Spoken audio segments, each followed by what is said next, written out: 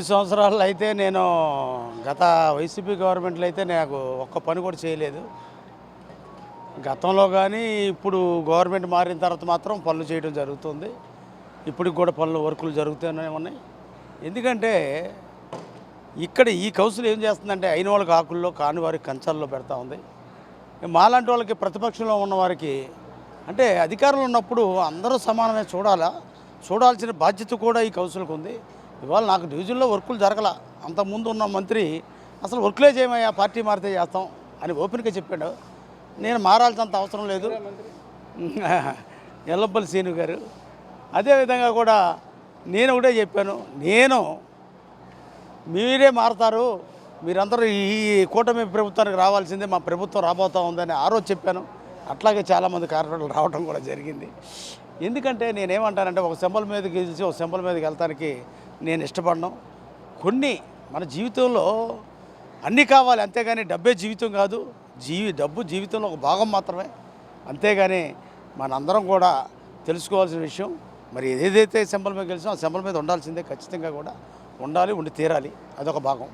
రెండోది ఏంటంటే ఇవాళ చంద్రబాబు గారి గవర్నమెంట్ వచ్చాక అన్నీ కూడా మంచి పనులు చేసుకుంటూ ముందుకు పోతూ ఉంది. ఏదైతే మాట ఇచ్చారో ఎలక్షన్ ముందు ఆ మాట తూచా తప్పకుండా కూడా పాటిస్తూ ఉన్నారు. ఎందుకంటే సూపర్ 6 కూడా సూపర్ 6గా సూపర్గా పరిగెడతా ఉంది.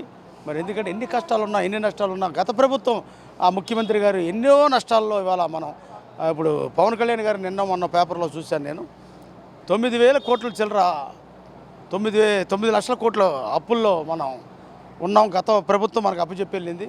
ఇవాళ అవన్నీ తీర్చుకుంటూ అభివృద్ధి చేసుకుంటూ సంక్షేమం ఒక పక్క అభివృద్ధి ఒక పక్కతో చంద్రబాబు నాయుడు గారి వల్లనే సాధ్యపడుతుంది ఇది.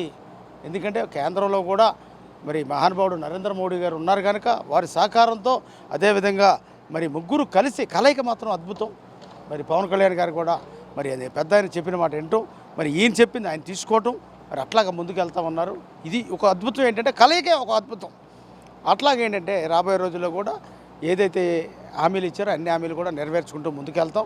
రాబోయే రోజుల్లో అభివృద్ధి పథంలో రాష్ట్రం ముందుకు నడుతుందని ఈ సందర్భంగా కూడా తెలియజేస్తున్నా. ఇదివరకైతే మనకి ఎంతో వెనక్కి వెళ్ళిపోయాం, ఇవాళ ముందుకు వచ్చాం. ఇంకొక 10 సంవత్సరాలు చంద్రబాబు నాయుడు గారు మనం కోరుకోవాల్సిందల్లా ఒక్కటే, ఆయన ఆరోగ్యంగా ఉంటే చాలు, నెంబర్ 1 స్థానంలో ఆంధ్రప్రదేశ్ ఉంటుందని ఈ సందర్భంగా కూడా తెలియజేస్తాం. నా పేరు ఉమ్మడి వెంకటేశ్వరరావు, 52వ డివిజన్ కార్పొరేటర్ని, సంటి అంటారు.